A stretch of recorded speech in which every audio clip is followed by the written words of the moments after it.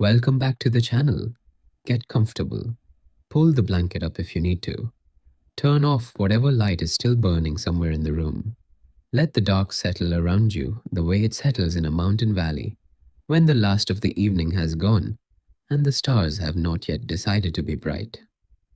Tonight, I want to tell you about an order that made sultans lose sleep, that made Crusader kings post double guards and still found knives on their pillows in the morning, that operated for nearly 2 centuries as the most sophisticated and most feared covert organization in the medieval world. The assassins, not the ones from the video games or the Hollywood films, the real ones, who were considerably stranger, considerably more intelligent, and considerably more interesting than any legend that has circulated about them. Settle in. I will tell you everything slowly. The word assassin came into European languages through the Crusaders. They heard it in the Middle East, in the ports and markets and battlefields of the Levant, and they carried it home along with spices and silk and the particular psychological damage of the Crusades. It passed through French and Italian and eventually into English, where it settled into the language as a permanent fixture, meaning what it means today. A hired killer, a murderer working from concealment, someone who strikes without warning and vanishes back into shadow. But the word's origin is more interesting and more contested than that clean modern meaning suggests. The Arabic term that European ears heard and transformed into assassin was hashishin, a word that meant, roughly, users of hashish. It was an insult, a piece of sectarian contempt applied to members of a specific religious movement by their enemies. The people it was applied to did not use it for themselves. They had other names, other identities, other ways of understanding who they were. They called themselves Nizaris, followers of the Imam Nizari, a branch of Shia Islam that emerged from one of the great schisms of the medieval Islamic world, and that found, in the specific circumstances of its persecution and its survival, a particular and extraordinary approach to the problem of power. The question of whether the Hashishin label had any basis in reality, whether the members of this order actually used hashish in their operations or their rituals, has been debated by historians for centuries. The honest answer is that the evidence is thin, and the accusation probably tells us more about how their enemies wanted to explain their behavior than about what the behavior actually was, because the behavior needed explaining. The devotion of the order's operatives, the apparent willingness to undertake missions of extraordinary danger and apparent willingness to die rather than reveal their organization's secrets, was genuinely difficult to account for by ordinary human motivation. Something the enemies of the order felt had to explain it. Drugs were a convenient answer. The real answer was more complicated and more interesting. But before we get to the real answer, we need to understand the man who built the system in the first place. Hassan ibn Sabbah was born around 1051 in the city of Qom in Persia, into a family of Shia Muslim background. He was educated, genuinely, seriously educated, in an era when education was a privilege reserved for the few. He studied theology and philosophy and mathematics and astronomy. He read widely and thought deeply and developed early in his life the kind of systematic, analytical intelligence that could build something from almost nothing. He was also, from everything the historical record suggests, a man of absolute personal conviction, not a fanatic in the sense of being irrational, quite the opposite. He was rational to the point of being cold, precise in his assessments, patient in his planning. But he had arrived at beliefs that he held with a completeness that most people never achieve about anything, and those beliefs shaped everything he built. He converted to Ismaili Islam, specifically to the Nizari branch, sometime in his young adulthood, and he devoted the rest of his life to the survival and the propagation of that faith. He traveled to Egypt, where the Fatimid Caliphate maintained the Ismaili tradition in power, to Cairo, where he saw what a Shia Islamic state looked like when it controlled territory and resources, and he returned to Persia with a plan. The plan was, in its essentials, this: the Nizari community in Persia was a minority, surrounded by enemies, lacking the military force to defend itself by conventional means. Conventional politics and conventional warfare would destroy it. Therefore, unconventional means were necessary. The unconventional means that Hassan devised would define his life's work and change the history of the medieval Middle East.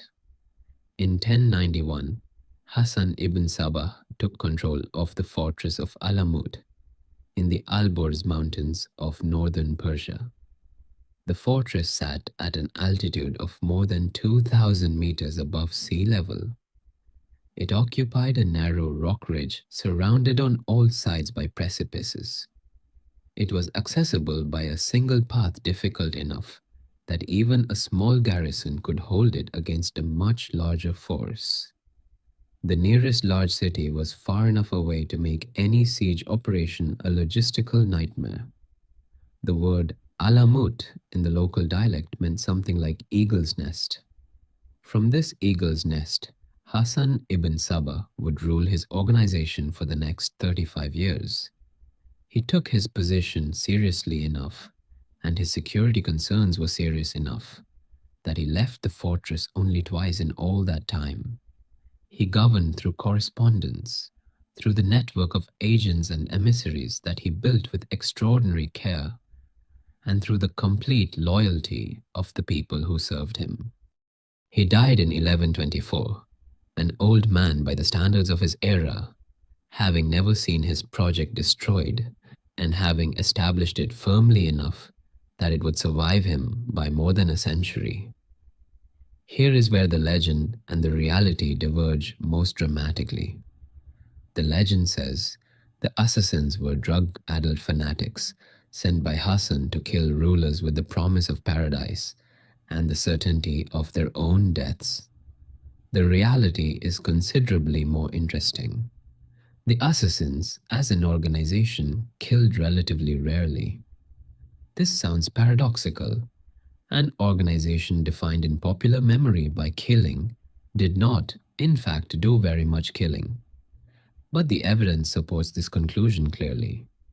Over the 2 centuries of the Order's active existence, the number of documented killings attributable to them is in the dozens. Not in the hundreds, not in the thousands, dozens. For an organization credited with terrorizing an entire civilization, this is a remarkably low body count. The explanation is that killing was not the primary instrument. It was the last resort. The instrument of first resort was something much subtler and, when it worked, much more powerful. The typical operation of the Nizari order worked something like this. An agent, trained for years, selected for the specific combination of intelligence and patience and adaptability the work required, would infiltrate a target's household or court. This infiltration was not the work of days or weeks. It was the work of months and sometimes years. The agent would establish himself as a reliable presence, gradually moving closer to the center of the target's life. As a servant, as a guard, as a secretary, as a trusted advisor.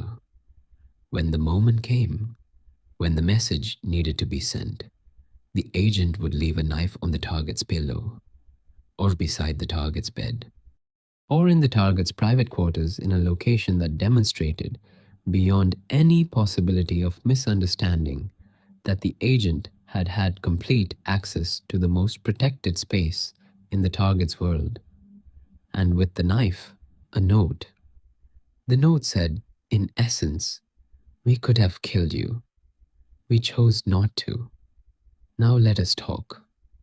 This demonstration, the proof of access, the deliberate choice not to use it, was enormously more powerful than an actual killing would have been. A ruler who had been shown that he could be reached at any moment by agents he could not identify or exclude was a ruler operating under a specific and debilitating form of psychological pressure. He could not trust his guards. He could not trust his servants. He could not trust the people who had been with him for years. And this distrust, this constant low-grade fear, was exactly what the order wanted. A frightened ruler made concessions. A frightened ruler avoided the aggressive actions toward the Nizari community that might otherwise have seemed obvious.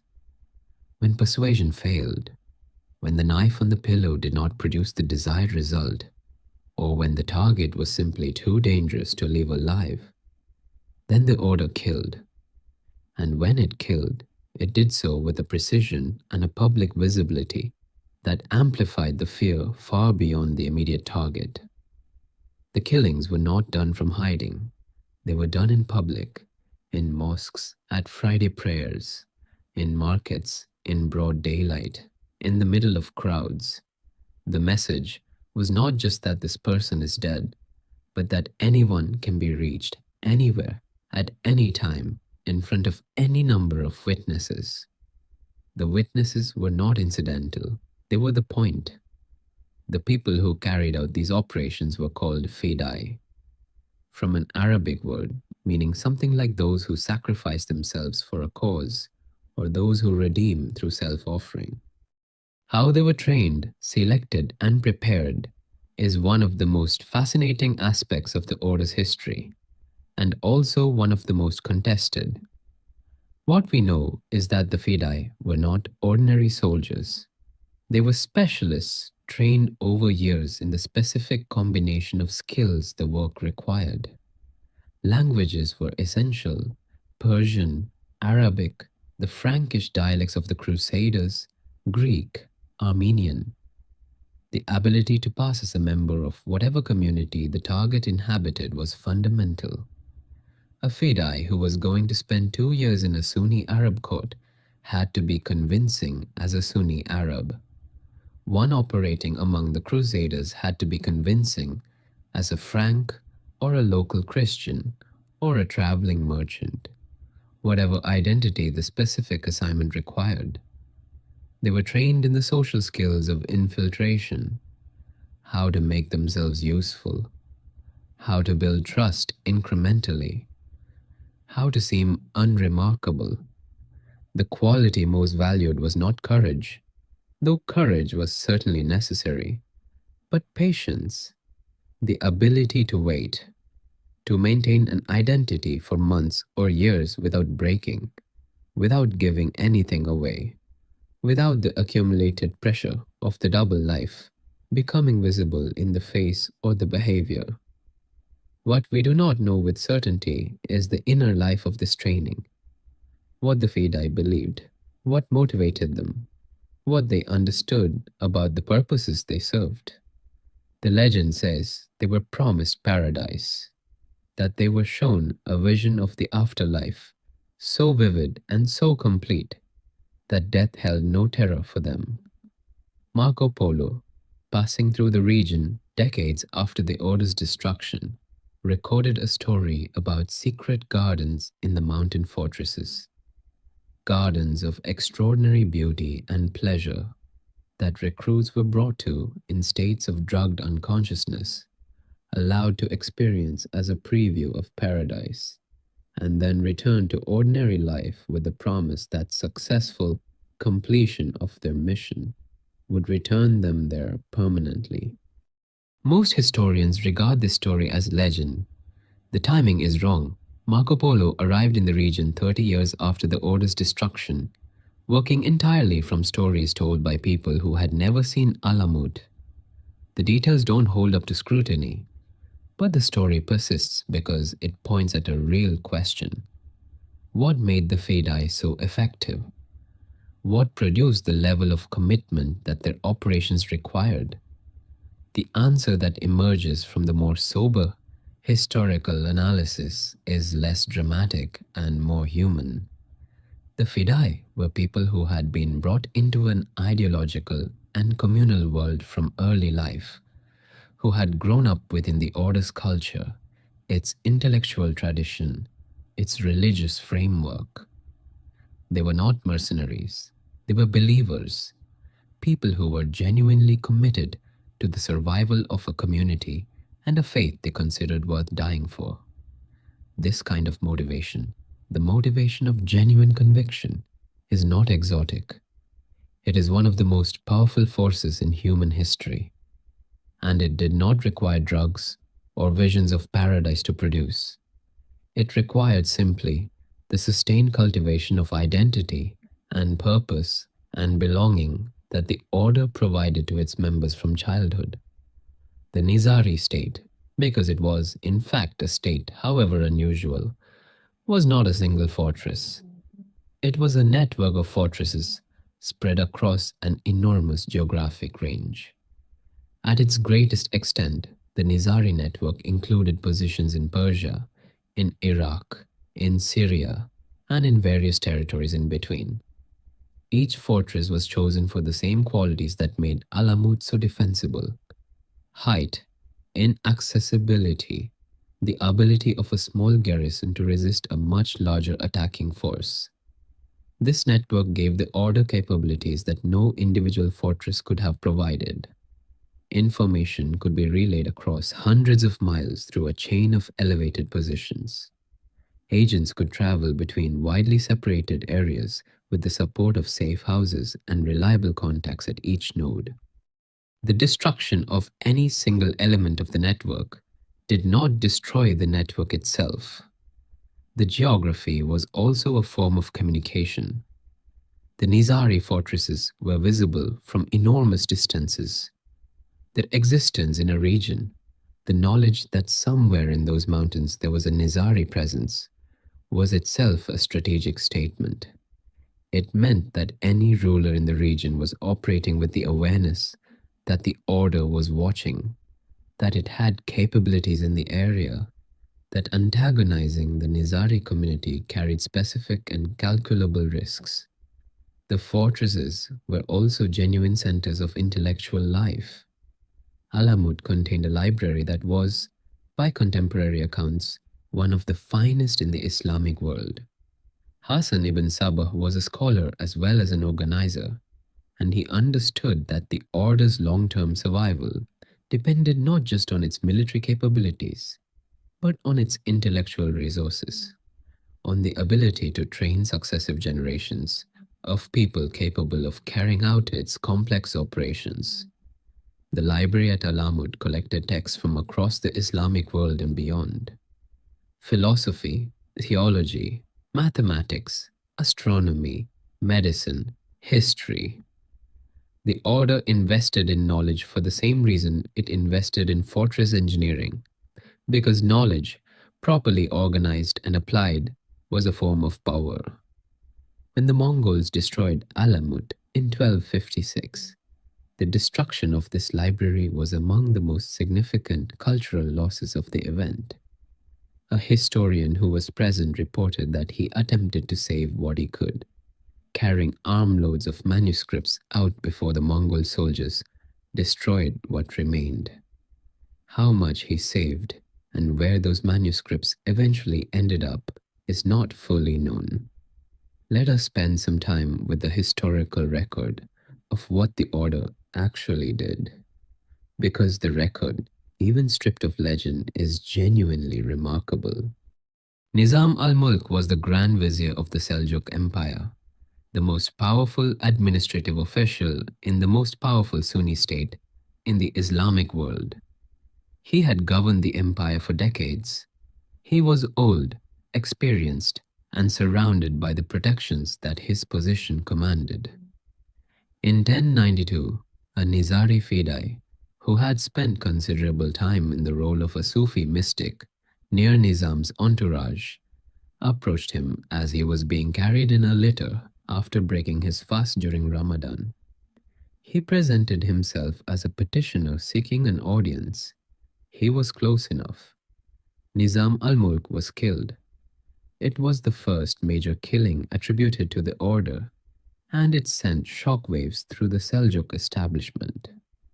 The new Sultan died 10 days later of illness, not assassination, but the timing was noticed and the coincidence was terrifying to those who noticed it. Conrad of Montferrat was the newly elected king of Jerusalem, elected to the throne of the Crusader kingdom, but not yet crowned.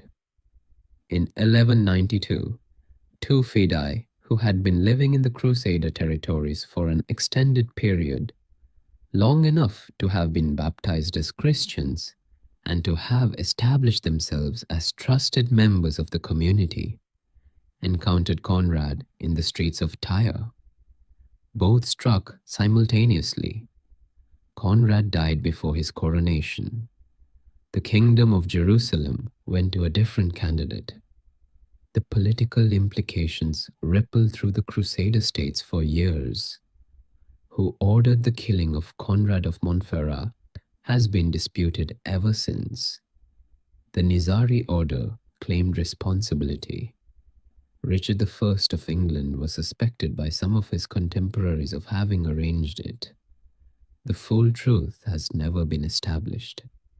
Saladin, the great Kurdish military leader who had united the Islamic Near East and recaptured Jerusalem from the Crusaders, was almost certainly the most significant target the order ever attempted. They tried to kill him twice. They penetrated close enough on both occasions to make the attempts genuinely terrifying. On the first attempt, an agent was identified before reaching Saladin and killed. On the second, agents actually reached his tent in his camp, a guarded military camp surrounded by soldiers, and was stopped only at the last possible moment. Saladin's response was interesting. Rather than launching a military campaign against the Nizari fortresses, which would have been expensive and probably unsuccessful, he eventually entered into negotiations with Sinan, the leader of the Syrian Nizari branch. The terms of their agreement are not fully known, but the assassination attempt stopped, and Saladin and the Syrian Nizaris maintained a functional, if not exactly warm relationship for the rest of his life. This is the pattern that characterized the order's most successful operations. Not the killing, but the negotiation that followed the demonstration of capability.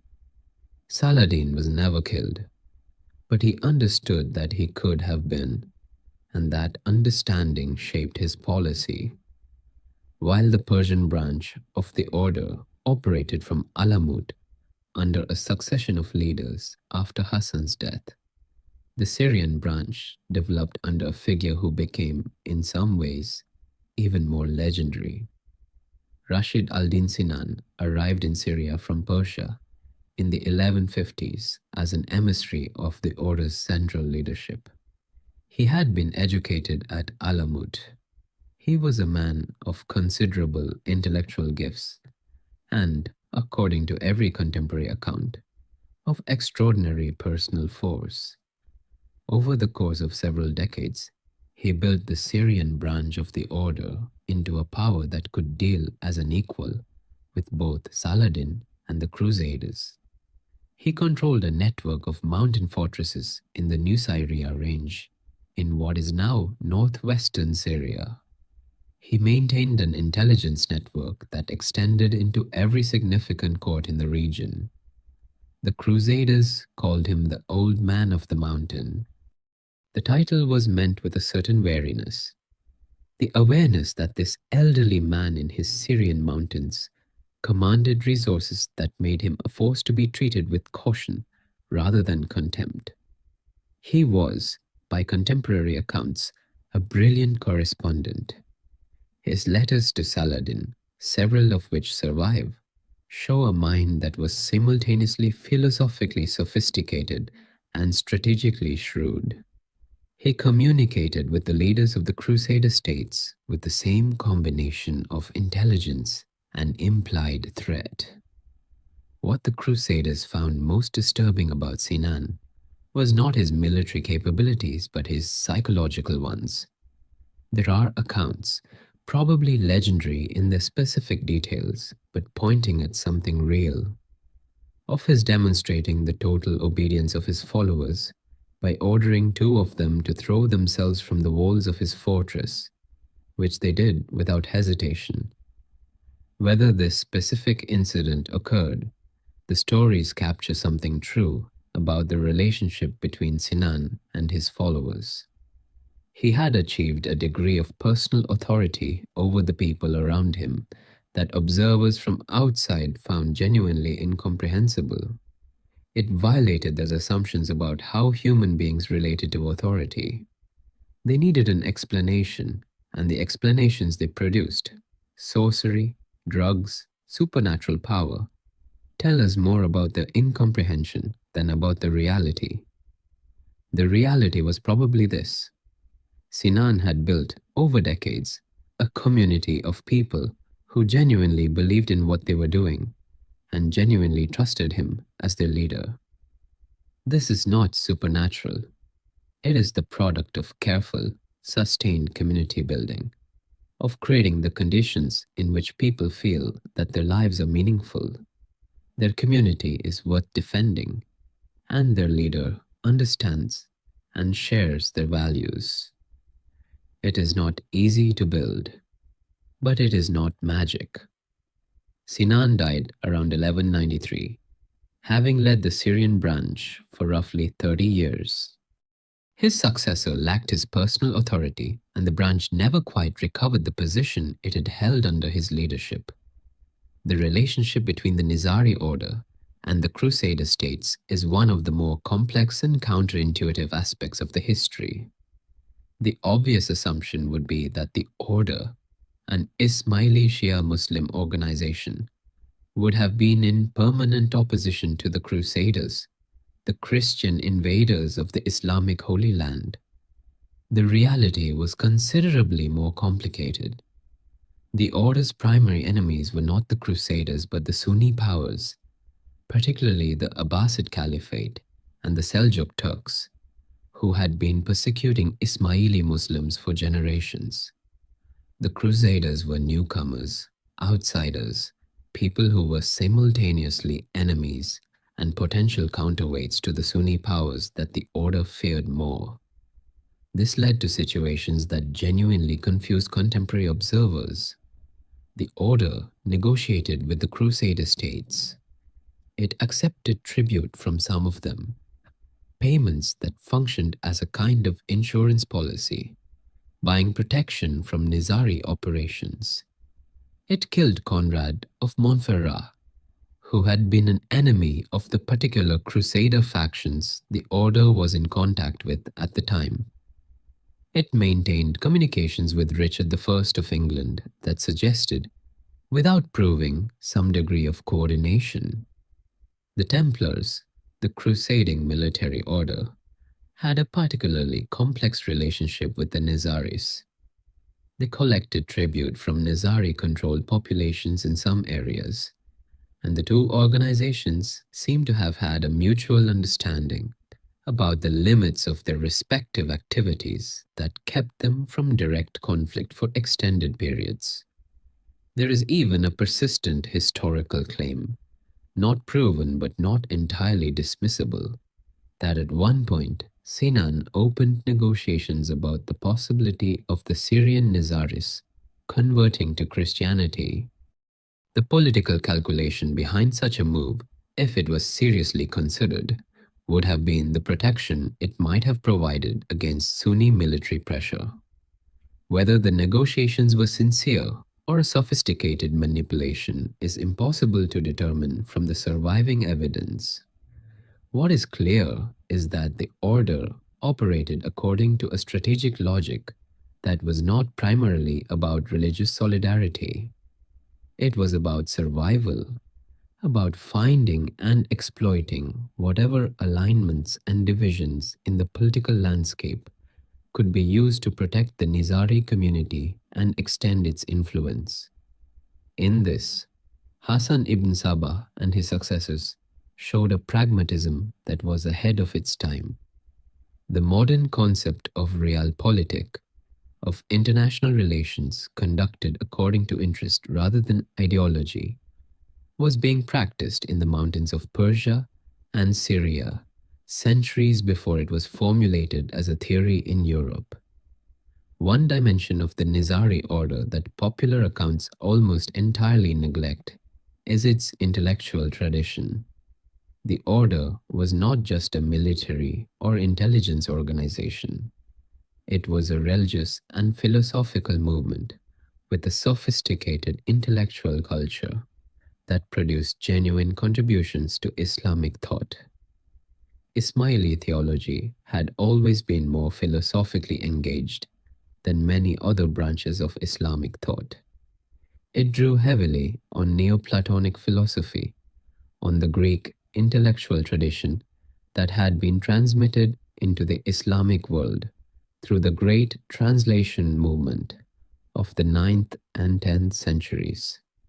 It developed a distinctive approach to Quranic interpretation that emphasized the distinction between the Zahir, the outward literal meaning of scripture, and the Batin, the inner esoteric meaning accessible only to those with the appropriate training and spiritual development. This esoteric approach to knowledge gave the order's intellectual tradition a particular character. Knowledge was not simply information, it was a spiritual attainment requiring preparation and initiation and the guidance of someone who already possessed it. The Imam, the divinely guided leader of the community, was the ultimate source of authoritative interpretation, not scripture alone. This doctrine had practical implications for how the order organized itself. The hierarchical structure of the order, with the Imam at the apex, surrounded by a series of grades or levels through which members could progress, was not just an organizational convenience. It was a reflection of the theological understanding of knowledge as something attained gradually, through stages under appropriate guidance. The library at Alamut was, in this context, not just a practical resource. It was a physical expression of the order's commitment to the intellectual dimension of its mission. Hassan ibn Sabah was a scholar who wrote theological and philosophical texts as well as organizational directives. He understood that the order's long-term survival depended on producing people capable of sophisticated thought, people who could engage with the intellectual challenges posed by the order's opponents and produce responses that were persuasive to intelligent audiences. This intellectual tradition survived the order's political destruction longer than many of its other characteristics.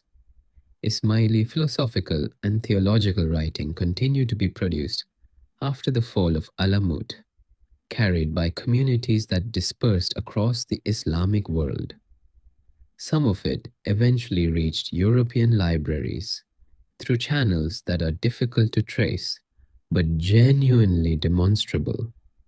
The influence of Ismaili thought on the broader history of Islamic philosophy is a topic that specialists debate with considerable energy.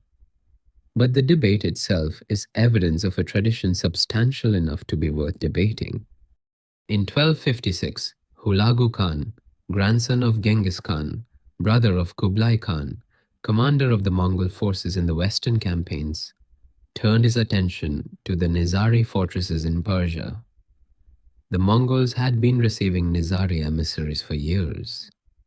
The order had tried its standard diplomatic approach, demonstrating capability, suggesting the cost of conflict, proposing arrangements that would allow both sides to pursue their interests without direct confrontation. It did not work. The Mongols were not frightened by demonstrations of capability. They had just finished destroying most of Central Asia. Their understanding of power was not the subtle, psychological understanding that the order had developed over 2 centuries.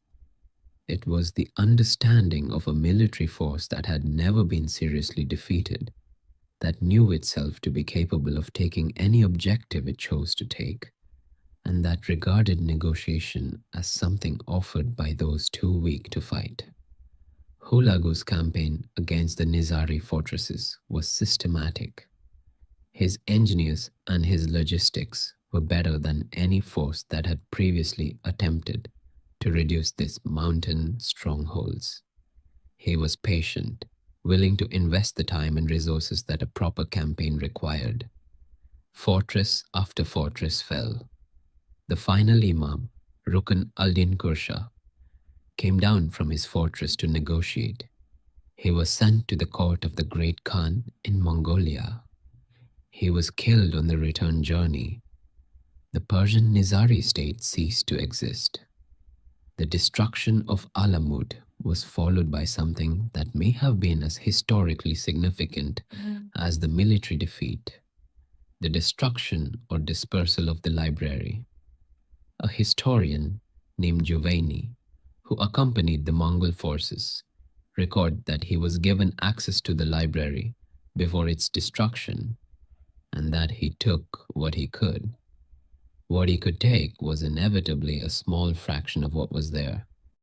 The books and manuscripts that survived, scattered to libraries across the Islamic world, some eventually reaching as far as India and Egypt, are the intellectual residue of 2 centuries of Nizari scholarly effort. They are studied today by specialists in Islamic philosophy and theology. They are testimony to a tradition that was, in its way, as remarkable as the military and intelligence operations for which the order is more commonly remembered. 2 years after the destruction of Alamut, the Mongol forces sacked Baghdad and killed the last Abbasid caliph.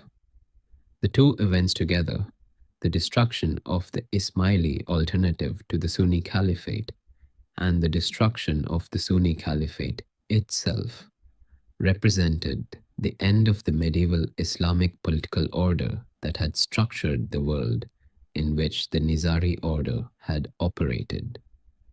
While the Persian branch was being destroyed by the Mongols, the Syrian branch survived. The Syrian Nizaris, operating from their fortresses in the Nusairia mountains, were not in the path of the Mongol advance. They watched from a distance as the Persian center of the order was eliminated, and they adapted. Sinan had been dead for more than 60 years by the time of Alamut's fall. The Syrian branch, under his successors, had a somewhat diminished but still real political presence. It continued to hold its mountain fortresses. It continued to operate as a recognized power in the regional political landscape, dealing with the Crusader states and with the Ayyubid and then Mamluk rulers of Syria and Egypt. The Mamluks, former slave soldiers who had seized control of Egypt and were extending their power through Syria, eventually absorbed the Syrian Nizari territories. The process was gradual, involving negotiation and shifting arrangements rather than outright military conquest. By the early 14th century, the Syrian Nizaris had become part of the Mamluk political structure, a subordinate and diminished community, maintaining its religious identity and something of its intellectual tradition, but no longer a significant independent political force. The Syrian fortresses still exist. Several of them are among the best preserved medieval castles in the world, rising from the mountain ridges in what is now northwestern Syria. They are remarkable engineering achievements, testimony to the Nizari understanding of defensive architecture and to the skills of the builders and engineers who served the order. Masyaf, the most accessible of the Syrian fortresses, can still be visited. The stone walls, The towers, the cisterns, the underground passages, all still there, battered by centuries and by the conflicts that have swept through Syria, but fundamentally intact. Standing inside those walls, you can feel something of what Sinan must have felt. The height, the defensibility, the sense of a position that cannot easily be taken from outside. The eagle's nest logic, transferred from Persia to Syria, adapted to a different landscape but expressing the same fundamental understanding of power. Marco Polo passed through the former Nizari territories on his return from China in the 1280s, roughly 30 years after the fall of Alamut. He did not visit the ruins. He collected stories from people who had heard stories from people who had known the order. His account in the Travels is the source of the Garden of Paradise story that became, in European imagination, the defining legend of the assassins. In Polo's telling, the Old Man of the Mountain, his term for the order's leader, borrowed from the Crusader vocabulary, maintained a secret valley hidden among his mountains. In this valley, he had constructed a garden of extraordinary beauty, running streams, fragrant flowers, fruit trees heavy with produce, pavilions covered in gold and silk, beautiful young people who provided music and pleasure and company of every kind. When the old man wanted to create a new fidei, he would have the young man drugged into unconsciousness and brought to the garden. The young man would wake in this paradise, spend several days there convinced that he had died and been transported to the afterlife, and then be drugged again and return to ordinary life. When the old man then told him that he could return to paradise permanently by dying in service of the order, the young man would face death without fear. He had already been there, already knew it was real, already wanted desperately to go back. It is a wonderful story. It is almost certainly not true in its specifics. The timing is wrong. The geography doesn't work. The logistics of maintaining such a garden and the secrecy it would require are implausible. And the psychological theory it embodies, that the Fidei were motivated by a sensory experience of paradise rather than by genuine religious and ideological conviction, reflects European incomprehension of Islamic religious motivation more than it reflects the actual workings of the order. But the story has proved extraordinarily durable. It has shaped the European and later the global understanding of the assassins for 700 years. It appeared in various forms in the works of writers, from Dante to Schiller to William Beckford.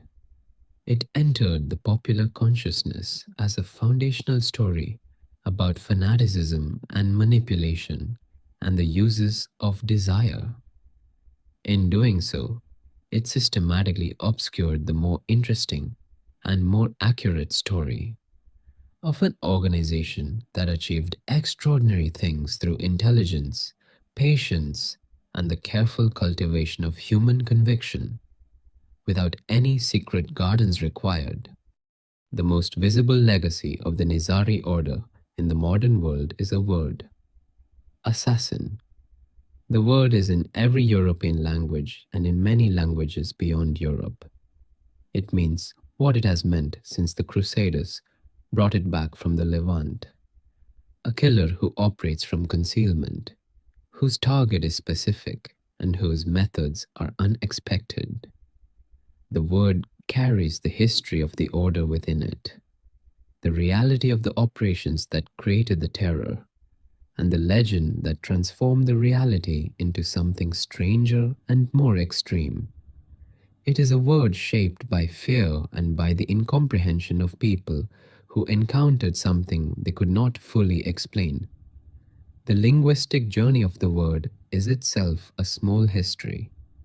From Arabic hashishin, probably an insult applied by Sunni opponents through the Crusader dialects of Old French, assassin, into Italian, assassino, and then into English, where it settled permanently into the 16th century at roughly the same time that English writers were beginning to think seriously about the political problems of tyranny and resistance that the word carried with it.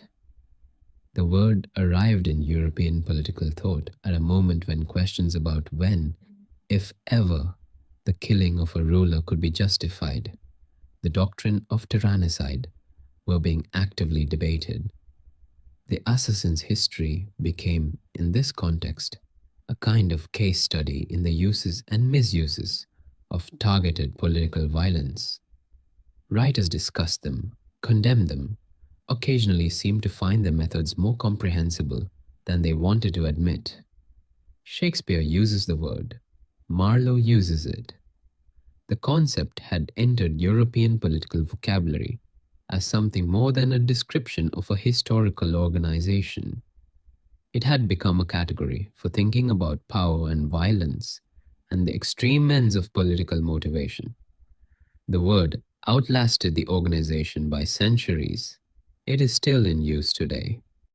The Nizari Ismaili community did not disappear with the fall of Alamut and the gradual diminishment of the Syrian fortresses.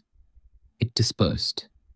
Communities of Nizari Ismailis survived in Persia, in Central Asia, in India, in Syria, in East Africa, in communities scattered across the Islamic world, and eventually far beyond it. They maintained their religious tradition, their distinctive theological and philosophical culture, their chain of imams reaching back through the centuries to the Prophet's family. Today, the Nizari Ismaili community numbers somewhere between 10 and 15 million people globally. They are present on every inhabited continent. They are, by most measures, among the most educated and economically developed of the Muslim communities in the world, a function, in part, of the consistent emphasis on education and intellectual development that has characterized the tradition since Hassan's library at Alamut. Their current Imam is Shah Karim al-Husseini, known as the Aga Khan IV. He was born in Geneva in 1936, educated at Harvard, and has led the community since 1957. He is a figure of considerable international prominence, known as much for the Aga Khan Development Network, a sprawling charitable and development organization operating in developing countries around the world. As for his religious leadership, there are no knives on pillows. There are no mountain fortresses maintaining networks of trained operatives. The intelligence organization that made sultans fear for their lives is long gone, absorbed into history as thoroughly as the Crusader kingdoms it once dealt with. What remains is a religious community whose intellectual tradition stretches back through Alamut to the earlier centuries of Islam. A community shaped in ways it may not always consciously recognize by 2 centuries of survival against overwhelming odds, by the experience of being a minority in hostile territory, by the necessity of developing forms of strength that did not depend on conventional military power. The Aga Khan has spoken about this history directly. He has described the Nizari experience as a tradition of building from limited resources, of finding alternative paths to the goals that conventional power could not reach. The development work of the Aga Khan network, the hospitals, the schools, the economic development programs in communities that conventional development approaches have underserved, is in this reading a contemporary expression of the same fundamental orientation that produced Alamut. Building what you need in the circumstances you have, with the resources available to you, through methods that your circumstances require, rather than the methods that are conventional or obvious.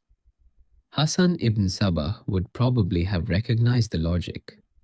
The Alborz Mountains in northern Iran, the range that contains the site of Alamut, are one of the most dramatic landscapes in the Middle East. They rise sharply from the Caspian coastal plain to peaks of more than 5,000 meters. Their southern slopes descend into the central Iranian plateau. In winter, they are buried in snow. In summer, they are green and alive with the water that comes down from the snow melt. The site of Alamut Fortress itself sits on a ridge in the Alamut Valley at roughly 2,000 meters above sea level. The fortress is largely destroyed. The Mongols did their work thoroughly, but the ridge and the valley and the mountains above and below are essentially unchanged from what Hassan ibn Sabah would have seen from the fortress's walls. You can still see what he saw. The valley below, with its villages and its river, the slopes rising on either side, the path up to the ridge, which remains difficult enough that the defensive logic of the site is still obvious. The fortress ruins are sparse. Foundations, fragments of walls, a cistern. But they are there. They are evidence, physical and touchable, of the place where the order was built. People visit Alamut. It is a tourist site now, reached by a road that winds up the mountain and a final steep climb on foot. The visitors come for the scenery as much as for the history. The Alamut Valley is genuinely beautiful. But they also come because the place carries a specific historical weight that is still felt even in ruins. To stand on that ridge and look down at the valley and out at the mountains is to understand something about the choice that Hassan made when he chose this place. The physical isolation, the defensibility, the sense of a world apart from the lowland world of courts and commerce and the normal political life of the period. He built something up here that lasted for 160 years. He built it from almost nothing, in the face of enemies who were larger and more conventionally powerful, and who spent considerable effort trying to destroy it. And then the Mongols came, and it ended. But the ridge is still there. The valley is still there. The mountains are still there. And in the wind that comes off those mountains, cold and clean, and older than any of the history that happened here, something of what was built on this rock persists, not as a threat, not as a fear, just as a presence, the memory of a thing that was genuinely remarkable, built by people who understood something about power that most of their contemporaries did not. Let us go there one last time. A night in the mountains of Persia, the 12th century. The fortress of Alamut sits on its ridge. Below, the valley is dark. Above, the stars are extraordinary. The kind of stars visible only at altitude, away from any city light on a clear mountain night. More stars than sky, it seems. More light than darkness. Inside the fortress, lamps are burning. Someone is reading. Someone is writing. The library holds its books in the cold mountain air. Manuscripts of philosophy and theology and mathematics and history, assembled over years from across the Islamic world. Somewhere in those walls is the mind that built all of this. An old man by now, in his final years, who has not left these walls for 3 decades, who rules through correspondence, through the loyalty of people he has shaped over years, through a network of agents and fortresses and ideas spread across an enormous landscape. He knows what his enemies think of him. He knows the legends. He knows they call his people drug-addled fanatics. He knows they cannot explain the loyalty of his followers except through supernatural means. He knows they are wrong. The loyalty is the product of something simpler and harder than drugs or magic. It is the product of meaning, of a community that knows what it is and why it exists and what it is fighting for, of people who have been given a purpose that they believe is worth their lives. He built that over decades from nothing in a mountain fortress surrounded by enemies. He built an organization that the most powerful rulers in the world were afraid of, not because of drugs, not because of secret gardens, but because of ideas, carefully cultivated and patiently applied. The lamp burns low, the mountains are dark, the stars move in their ancient courses overhead, and somewhere in the valley below, in a world that cannot see the light in the fortress window, the fear persists. The knowledge that someone up there is watching, that someone up there can reach down into the lowland world whenever they choose. That knowledge is the real weapon. The knives are almost incidental. Sleep now. What follows is a deeper examination of the specific people, operations, and historical context that made the Nizari order what it was. The more closely we look at this world, the more clearly we see something that the legend obscures: an organization of genuine sophistication, operating according to a coherent strategic logic in a political environment of extraordinary complexity. To understand what Hassan ibn Sabba built, you need to understand the world he built it in. The 11th century Islamic world was in a state of profound political fragmentation. The Abbasid Caliphate in Baghdad, nominally the supreme religious and political authority of Sunni Islam, had been functionally powerless for more than a century. Real power in the Eastern Islamic world had passed to a succession of military dynasties. The Buyids, then the Seljuk Turks, who had swept out of Central Asia in the early 11th century and established control over Persia, Iraq, and most of the Fertile Crescent.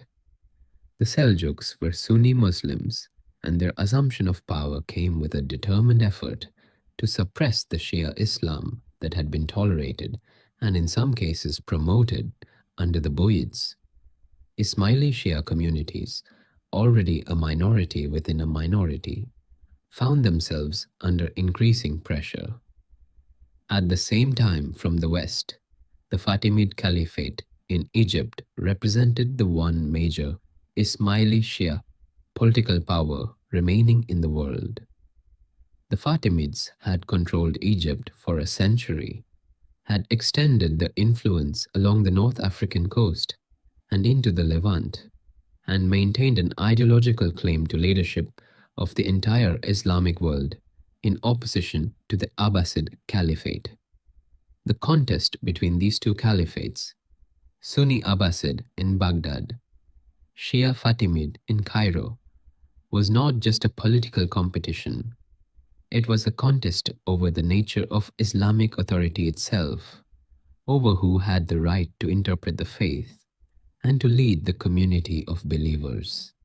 Hassan ibn Sabah came of age in this world. He was educated in a tradition that took the contest seriously, that understood the stakes of the theological argument as well as the political one.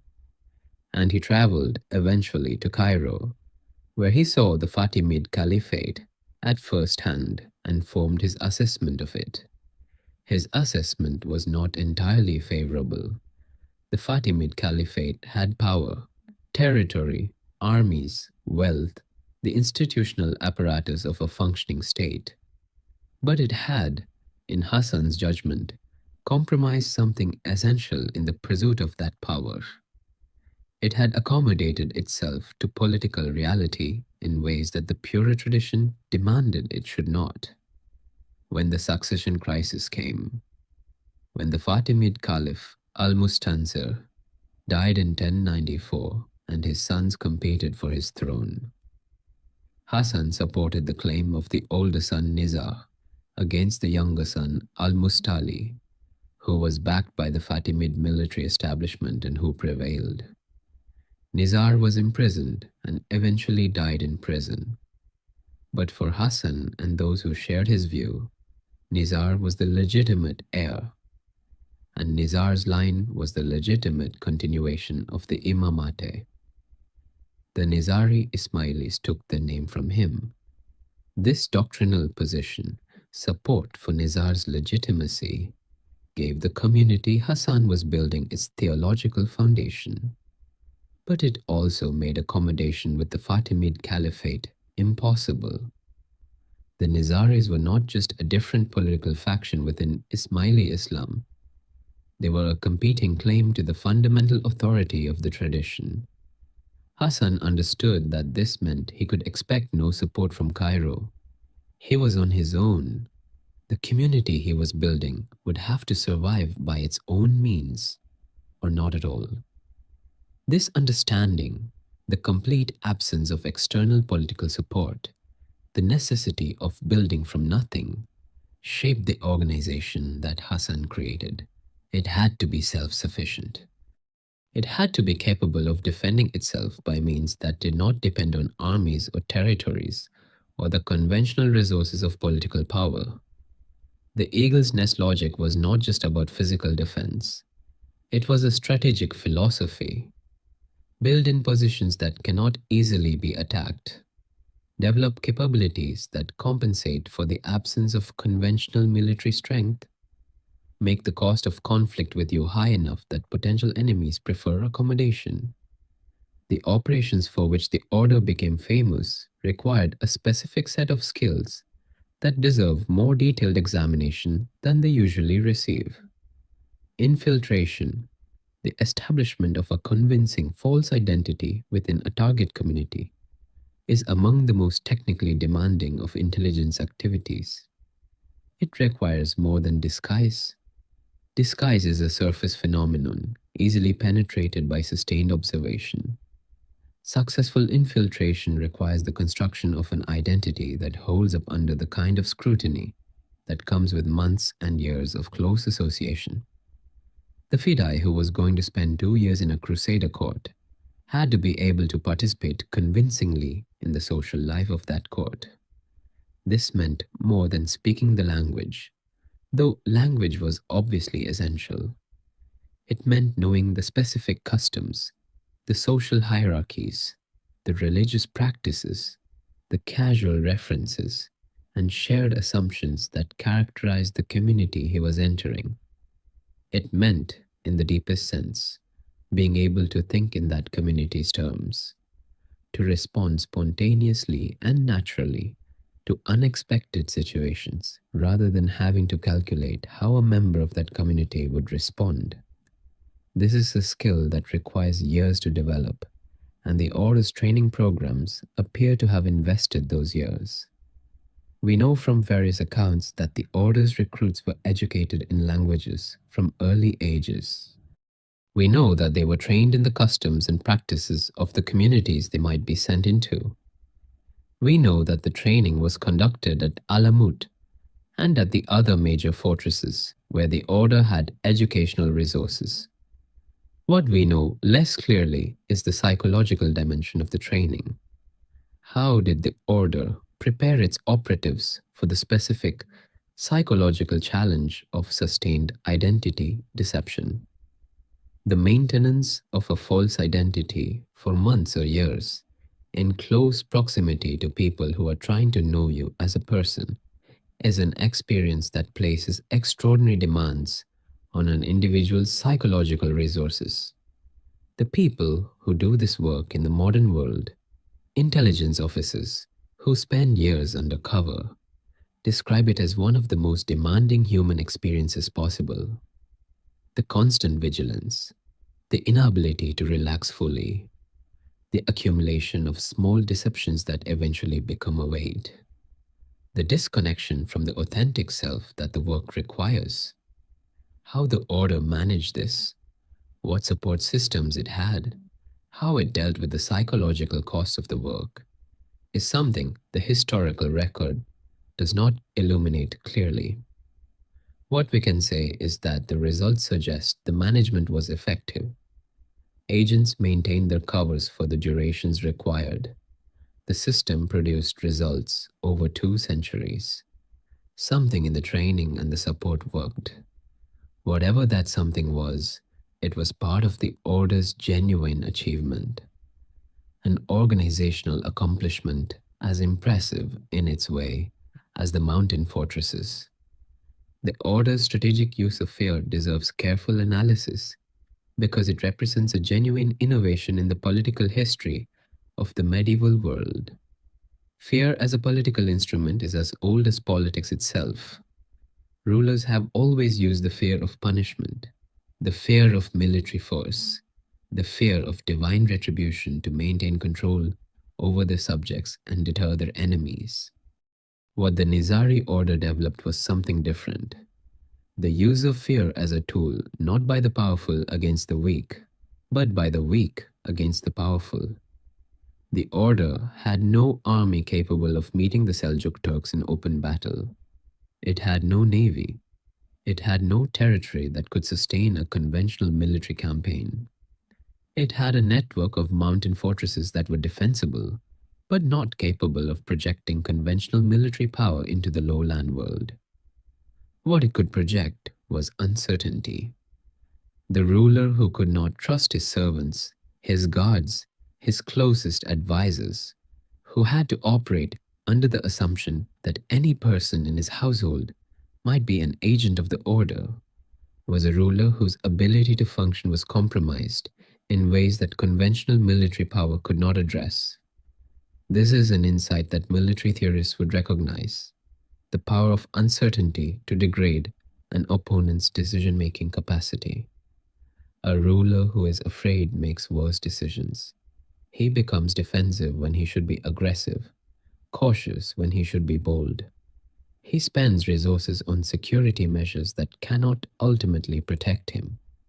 He trusts fewer people, which means he receives less information and makes decisions in a more restricted information environment. The order weaponized this dynamic systematically.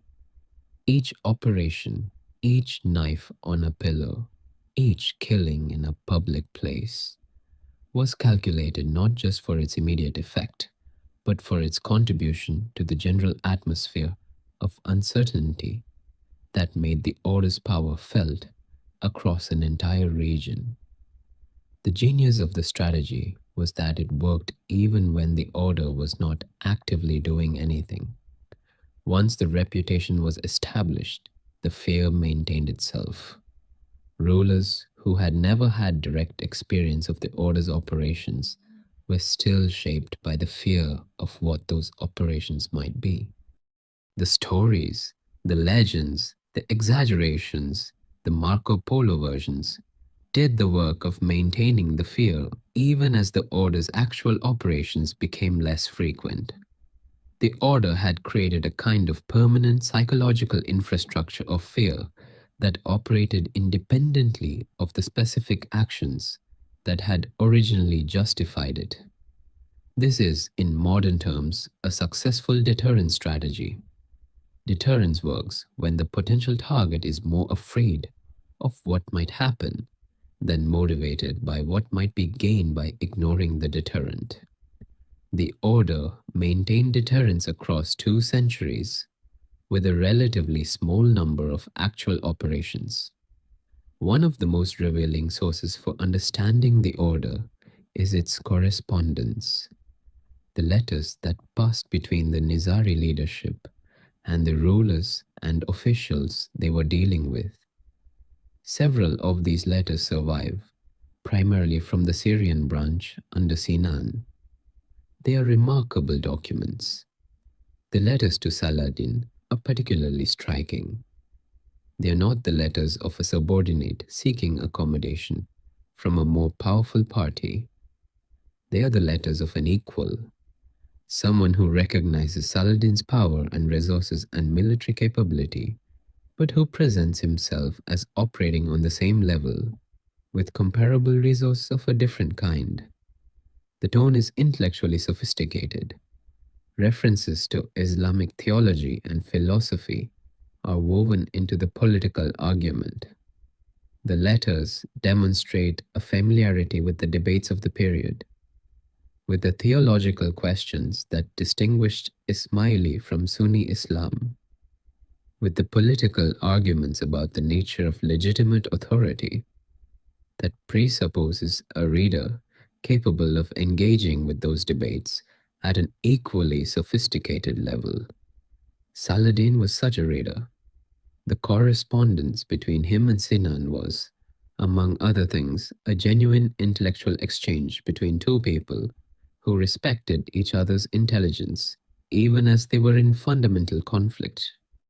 The letters to the Crusader states are different in tone but equally revealing.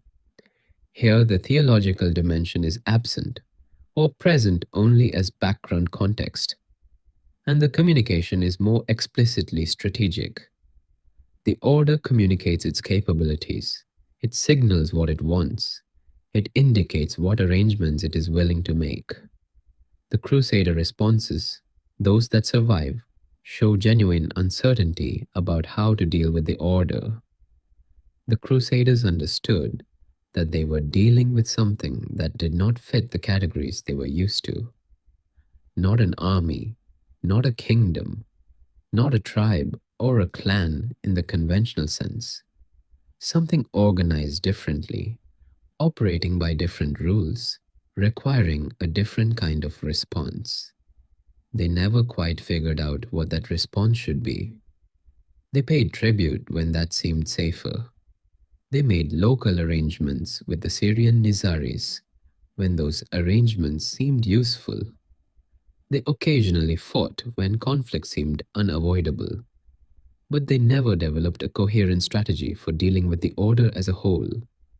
They treated each encounter as a local problem rather than understanding the system they were dealing with. This failure of comprehension was, itself, one of the order's greatest strategic assets. The historical record of the Nizari order says almost nothing about women. This is partly a product of the sources. Medieval Islamic historical writing, like medieval writing generally, focused overwhelmingly on the public activities of men. Women appear in the sources primarily in their relationships to powerful men, as mothers, daughters, wives, rather than as independent actors. What little the sources do say suggests that women were present in the Nizari communities, obviously, but that they occupied roles that were not primarily the operational roles that men occupied. However, there are occasional hints in the sources of something more. Accounts of the Order's intelligence activities sometimes include references to women in ways that suggest something beyond purely domestic roles. A servant woman who was present in a target's household for years before an operation. A woman whose access to specific spaces was the enabling condition for a specific operation. A woman whose social relationships provided cover for communications that could not safely travel through other channels. These hints are sparse and require cautious interpretation. The sources are writing about things they do not fully understand, in contexts where the roles of women were systematically under-acknowledged. But the logic of the order's operations suggests that women would have been useful in specific contexts. Women in medieval Islamic and Crusader societies had access to domestic spaces that men did not, to the women's quarters of households, to the intimate spaces of domestic life where the most careful security measures were relaxed. A woman who had established herself as a trusted presence in a target's household had access that a male agent could not replicate. The order was pragmatic, it used what worked. If women could provide access that men could not, and the logic suggests they could, the order would have found ways to use that access. The invisibility of women in the historical record of the order is not evidence that they were absent. It is evidence of how the record was made and by whom and what it chose to acknowledge. The enemies of the Nizari order deserve some attention in their own right because understanding the order requires understanding what it was operating against. The Abbasid Caliphate in Baghdad was the nominal supreme authority of Sunni Islam throughout the order's active period. By the time Hassan took Alamut, the Caliph had been practically powerless for more than a century, a religious symbol without real political authority, maintained by the Seljuk Sultans as a useful source of legitimacy. The Caliphate issued condemnations of the Nizaris and called for their suppression. These condemnations had real effects on how Sunni populations and rulers thought about the order. They provided ideological justification for military campaigns against Nizari positions. But the Caliphate had no army of its own to enforce its condemnations. The Seljuk Turks were a different matter.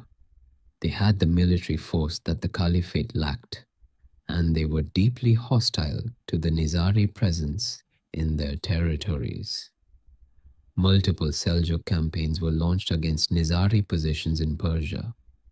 Some succeeded in reducing specific fortresses. None succeeded in eliminating the order. The campaigns failed for several reasons. The mountain fortresses were genuinely difficult to reduce by force. The order had developed defensive capabilities in engineering, in provisioning, in the management of sieges that were equal to the best available. And the order's intelligence capabilities meant that it was rarely surprised. It knew what was coming and had usually made preparations. But there was also a deeper reason for the Seljuks' failure to eliminate the order. The order had made itself too costly to destroy. The specific targeted killing of the Grand Vizier, Nizam al-Mulk, the most important administrative official in the empire, demonstrated that the order could reach into the heart of the Seljuk establishment and kill who it chose. Any Seljuk official who led a campaign against the Nizaris was painting a target on himself. This deterrent effect was not complete. Campaigns continued. Officials accepted the risk, but the effect was real. It raised the cost of aggression against the order in ways that made sustained, committed campaigning harder to maintain. The Crusaders were different from both the Caliphate and the Seljuks. They were outsiders, newcomers to the political landscape of the Eastern Mediterranean, operating according to a different political logic and a different understanding of how power worked. They were not part of the intra-Islamic struggle that was the primary context of the order's existence. This meant they were, in some ways, easier to deal with. They could be brought into arrangements that would have been theologically impossible with Sunni Muslim parties. They could be used as counterweights to the Sunni powers without the complications of religious allegiance. But the Crusaders also introduced new uncertainties into the order's environment. Their military capabilities were real. Their castle-building technology was sophisticated. Their willingness to engage in sustained campaigns was demonstrated repeatedly. The order's management of the Crusader relationship, the tribute arrangements, the occasional killing, the letters and negotiations and implicit threats, was one of the more complex diplomatic achievements of the medieval period. Managing simultaneously hostile, potentially hostile, and potentially useful parties across a shifting political landscape was exactly the kind of multivariable strategic problem that the order's intelligence capabilities were designed to solve. The Nizari fortresses were not just military installations. They were also expressions of a worldview, physical embodiments of the order's understanding of its situation and its resources. The choice of mountains was obviously driven by military logic, but mountains also carry symbolic weight. In Islamic tradition, as in many religious traditions, height is associated with proximity to the divine. The mountain is the place of revelation, where prophets go to hear the divine voice, where the ordinary world falls away and something more fundamental becomes visible. The Nizari fortresses in the mountains were, in this symbolic register, something more than defensive positions. They were places set apart from the compromised world of the valleys and the cities below. Places where the true tradition could be maintained in its purity, away from the distortions of political power and worldly accommodation. This symbolic dimension reinforced the practical one. The Fidei, who had grown up in the fortress, was not just well trained. He had grown up in a place that his tradition understood as set apart, as close to the sources of truth that the ordinary world could not reach. His commitment to the Order's mission was not just organizational loyalty, it was a commitment to something he understood as genuinely sacred. The architectural achievement of the fortresses was also remarkable on purely practical grounds. The engineering required to build and maintain substantial structures at high altitude, in terrain that made construction materials expensive to transport, over periods of decades and centuries, required sustained investment and genuine technical capability. The cisterns at Alamut were particularly impressive. Carefully engineered water storage systems that could sustain the fortress population through extended sieges. The agricultural terracing on the slopes below some of the fortresses demonstrated an understanding of how to sustain a population in challenging terrain. These were not temporary positions. They were meant to last. And they did last, in many cases, long after the order that built them was gone. The Syrian fortresses at Masyaf and Kadmus and Kaf and others are still standing because they were built to endure. The permanence was intentional. The order was not planning for a short campaign, followed by a negotiated settlement. It was building infrastructure for a centuries-long project of survival and eventual vindication. We have established that the order killed relatively rarely, but the killings it did commit deserve honest examination because they were real, and the people who died were real people. Nizam al-Mulk was a genuinely significant figure, a statesman of considerable ability whose administrative innovations shaped Seljuk governance for generations. His death was a real loss to the institutions he served. Conrad of Montferrat was elected King of Jerusalem by the barons of the Crusader kingdom.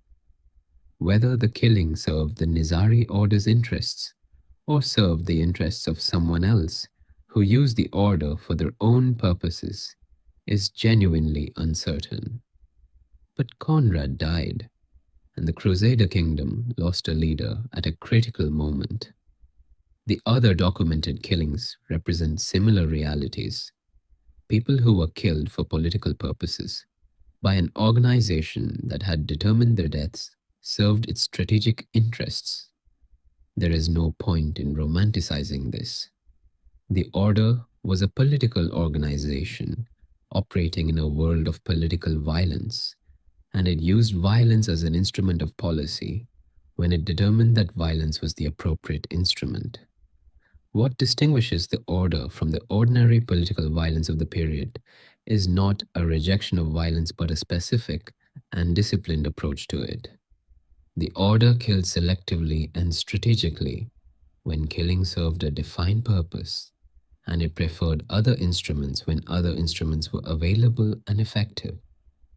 In the context of a period when political violence was pervasive and often indiscriminate, when armies sacked cities and killed civilians as a routine element of warfare, when the Mongols who eventually destroyed the order were in the process of killing millions, the order's relative restraint is notable, even if restraint is a relative and complicated virtue.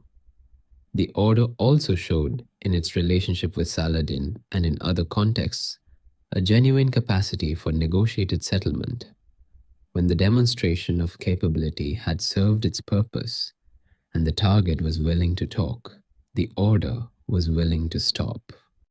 The violence was always meant to produce a political result, And when the political result was achieved without further violence, the further violence was unnecessary. This discipline, the willingness to stop when the purpose was served, is one of the most important characteristics of the Order's strategic approach. It is also one of the most surprising given the legends. Rukn al-Din Kursha was the last Imam to rule from Alamut. He was young when the Mongol threat became unmistakable. In his 20s, when Hulagu's forces began the systematic campaign against the Persian fortresses, he had inherited an organization that had maintained itself for 160 years. He had inherited the accumulated knowledge of generations of leaders who had faced existential threats and survived them. He had the fortresses, the trained operatives, the diplomatic relationships, the intellectual resources. What he did not have was a strategy that could work against the Mongols. Every tool the order had developed was designed for a specific kind of adversary, an adversary susceptible to the particular combination of psychological pressure and strategic deterrence that the order had mastered. The Mongols were not that adversary. The Mongols were not afraid of assassins. They were not susceptible to psychological pressure in the way that the rulers of the settled Islamic world were. The political culture was different, the relationship to death was different, and their military power was overwhelming in ways that made the order's usual calculations irrelevant. Kursha attempted negotiation. He sent emissaries. He offered submissions, then withdrew them, then offered them again. He was trying, with the tools he had, to find an arrangement that would allow the order to survive in some form. It did not work. The military campaign was relentless. Fortress after fortress fell. The last holdouts were reduced. Kursha came down from his final refuge and presented himself to Hulagu. He was sent to the court of the great Khan in Mongolia, a journey of thousands of miles that he apparently completed. He was then sent back, presumably with some message or determination about his fate.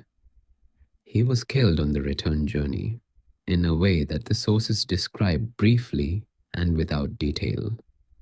He was the end of a line that went back to Hassan ibn Sabah, back to the beginning of the order.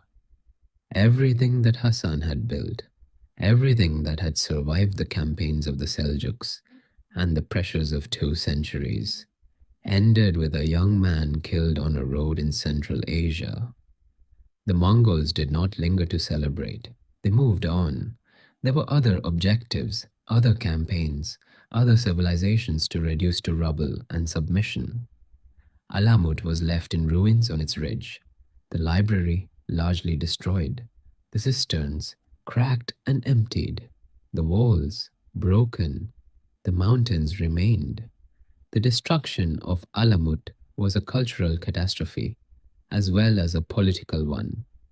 The library that Hassan ibn Sabah had assembled over decades and that his successors had continued to expand over a century and a half was one of the great collections of the medieval Islamic world. It contained texts of theology, philosophy, mathematics, astronomy, medicine, and history that in many cases existed nowhere else.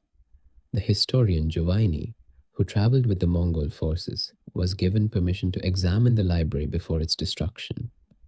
He was a scholar himself, and he recognized what he was looking at. He removed what he could carry, a small fraction of the whole, and the rest was burned or scattered. Some texts survived elsewhere. Ismaili philosophical and theological writing that had its roots in the Alamut tradition continued to be copied and preserved in communities across the Islamic world. Some of this material eventually reached European libraries through complex chains of transmission.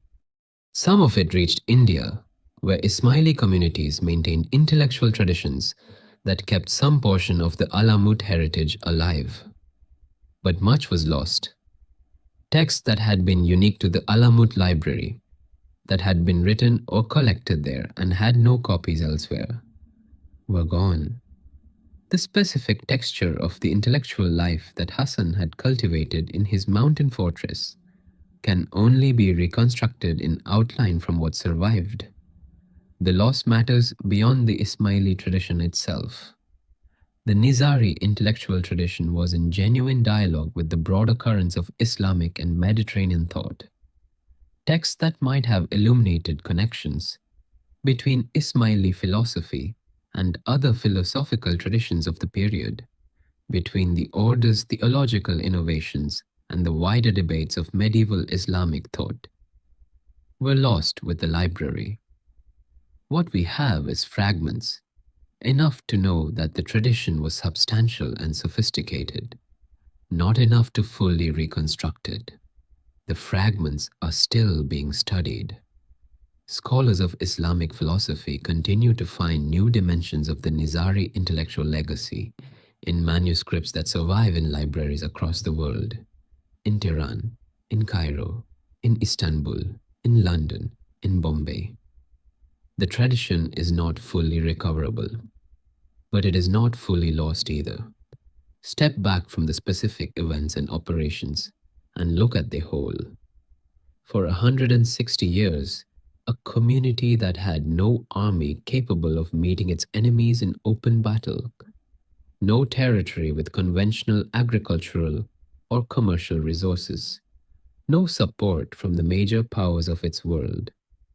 This community maintained its existence, its religious tradition, its political independence.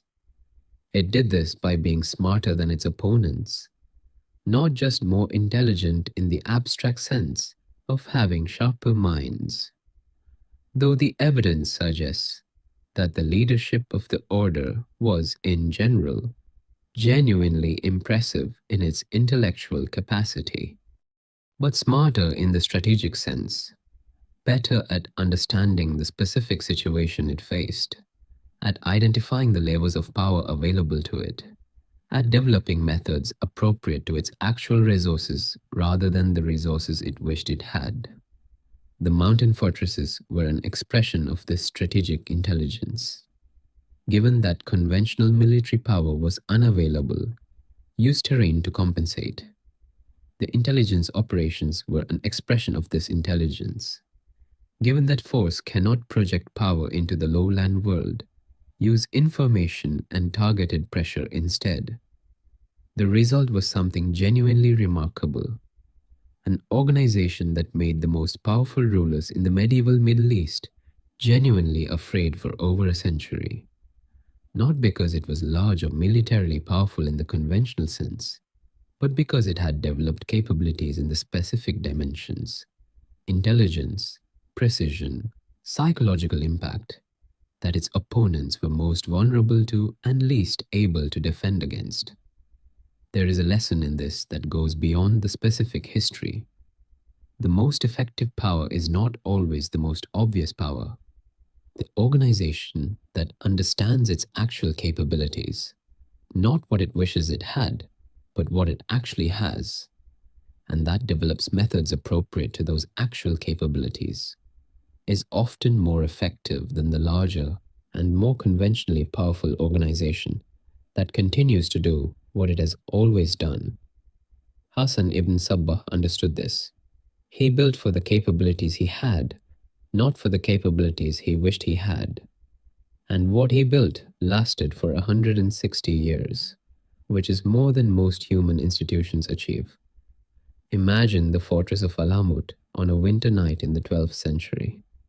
The snow has come to the Alborz mountains. The path that leads up to the fortress ridge is covered. Below, in the valley, the villages are dark and cold. The river is running low under ice at the edges. At the fortress walls, a guard walks his post. He has been doing this for years. He knows this ridge, knows the sound of the wind as it moves through the gaps in the stones, knows the particular quality of silence that comes after a snowfall when the world is muffled and the stars are very bright. He is thinking, or perhaps not thinking, just present in the cold and the silence and the particular beauty of a mountain night in winter. Somewhere in the fortress behind him, lamps are burning. The library is warm with the breath of scholars. Letters are being written in careful hands, letters that will travel over the coming weeks and months to courts and fortresses and market cities hundreds of miles away. The fortress is doing its work. Information is flowing in. Instructions are going out. The network that Hassan built is functioning as he designed it to function. The guard on the wall does not think of himself as part of a historical story. He thinks of himself as doing his duty in a community he belongs to, in a world he understands in terms of his faith and his loyalties and the specific cold weight of the night. But he is part of something, a two-century project of survival, an organization that changed the political vocabulary of the medieval world, a tradition of intellectual and strategic achievement that would be studied and discussed and argued about 1,000 years after this particular winter night. The snow falls, the stars move, the lamp burns in the library, and somewhere in the valley below, in a world that cannot see the light in the fortress window, someone is remembering to be careful because of what is up there in the mountains, because of what those lights represent. Sleep now. The destruction of Alamut did not end the Nizari story. It ended one chapter, the chapter of the mountain fortresses, of the order as a covert political force, of the knife on the pillow and the letters to sultans. But the people survived. The community scattered. The faith continued. In the immediate aftermath of the Mongol destruction, Nizari communities dispersed across the Islamic world in ways that made them harder to target, but also harder to sustain as a coherent movement. Communities in Persia, in Syria, in Central Asia, in the Sindh region of what is now Pakistan, all maintained varying degrees of connection to the tradition. The imamate continued. The chain of imams that the Nizaris traced from the Prophet's family through Nizar and his descendants, the same chain that Hassan ibn Sabah had used to legitimize his organization, did not break with the fall of Alamut. The imams went underground, concealing their identities and their locations for long periods, surfacing when circumstances permitted. This concealment was not entirely new. The practice of taqiyya, the theologically sanctioned concealment of one's religious identity in circumstances of persecution, was part of Shia Islam long before the Nizaris. But the specific circumstances of post-Alamut Nizari life gave it a particular intensity and duration. For generations, the Imam was effectively hidden. Communities maintained their faith and their connection to the tradition without knowing exactly where the Imam was or being in direct contact with his authority. The tradition was preserved through texts, through the accumulated teachings of generations of scholars, through the practices and customs that marked community members as Nizaris to each other. This kind of distributed, decentralized preservation is itself a remarkable achievement. Most religious movements that lose their institutional center fragment and eventually dissolve. The Nizari community did not dissolve. The imamate eventually re-emerged publicly in the 18th century in Persia under the Qajar dynasty. The imam of the time received a title, Aga Khan, that has been used by his successors ever since. The Aga Khan I eventually left Persia and settled in British India, establishing a relationship with the British colonial authorities that protected the community and allowed it to develop. His descendants continued this trajectory, orienting the community toward education, economic development, and engagement with the modern world, in ways that distinguish the Nizari Ismailis from many other Muslim communities. Today, the community's engagement with modernity is comprehensive. The Aga Khan Development Network operates in developing countries across Asia and Africa, working in health, education, infrastructure, and economic development. The Aga Khan University, with campuses in Pakistan, Kenya, Tanzania, Uganda, the United Kingdom, and Afghanistan, trains professionals for the developing world. The Aga Khan Trust for Culture works to preserve and restore historic Islamic architecture and urban environments. None of this has any surface resemblance to the order of Alamut. No knives, no mountain fortresses, no letters to frighten sultans, but the underlying orientation, the commitment to building what is needed with the resources available, to finding paths forward in circumstances that seem to offer no obvious path, is recognizably continuous. The community that survived the Mongols by scattering and hiding and maintaining faith through centuries of persecution is the same community that is now building hospitals in Afghanistan and universities in Pakistan. The form has changed entirely. The fundamental commitment to survival and to the cultivation of the resources that make survival possible, that has not changed at all. The legend of the assassins, the version that Marco Polo helped create, that the Crusaders brought back to Europe, that European writers elaborated through the centuries, has had a life of its own that is entirely separate from the historical reality. The legend entered European political thought as a kind of case study in the extreme ends of political motivation. What makes people willing to die for a cause? The legend answered drugs, deception, the promise of paradise shown through direct experience. This answer was both disturbing and reassuring. It suggested that such extreme commitment was the product of manipulation rather than genuine conviction, and therefore that it was, in principle, avoidable. But the legend also entered European imagination as something more ambivalent.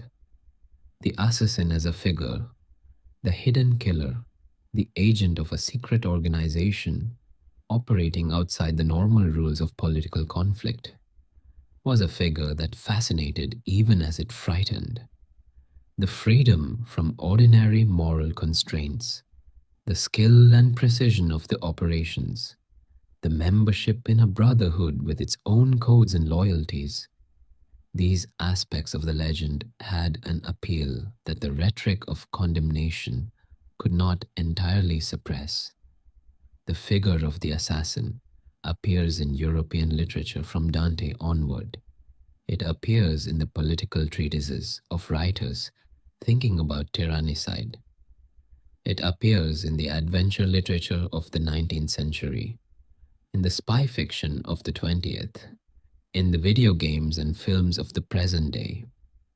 In each appearance, the figure is reshaped to serve the purposes of the period and the genre. The medieval assassin becomes the Renaissance poisoner, becomes the Victorian secret agent, becomes the 20th century operative, becomes the video game protagonist with a hidden blade.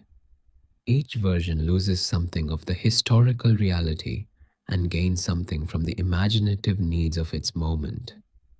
The historical order, the community of Nizari Ismailis, defending their existence through intelligence and precision and patience, is present in these versions only as a distant shadow. But the shadow is persistent. 700 years after the fall of Alamut, the word that came from those mountains is still in use, still meaning roughly what it meant when the Crusaders first heard it, still carrying within it, distantly, the memory of something that happened in the mountains of Persia and Syria in the 12th and 13th centuries. That kind of persistence in language and legend is itself a form of power. Hassan ibn Sabah could not have predicted it, but he might have appreciated it. We have come to the end. The history is told, the order built and destroyed and transformed, the legend spread and elaborated and still circulating. The community survived and scattered and gathered again and continues. What remains to say? Perhaps only this. In the Alborz Mountains, on a clear night, away from the light pollution of the cities, which in those mountains is not hard to find, the mountains are still wild. The sky is extraordinary. The stars are not the stars visible from a city or even from most populated places. They are the full sky, undiminished, the way the sky looks when there is nothing between you and the universe. This is what Hassan ibn Sabah saw from the walls of Alamut. This sky, these stars, the same stars that moved overhead when he was building his library, when he was writing his letters, when he was training the people who would carry his ideas out into the world. He was not a saint.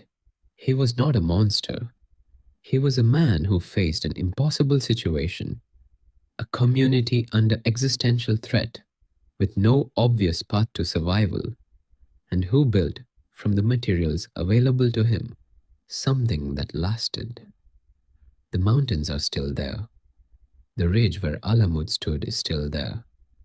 The path up to the ruins is still there, still steep, still requiring effort to climb. And if you make that climb, and if you stand in those ruins at night, and if the sky is clear, you will see what he saw. The stars over the mountains of Persia, moving in their ancient courses, indifferent to the human dramas that have played out beneath them.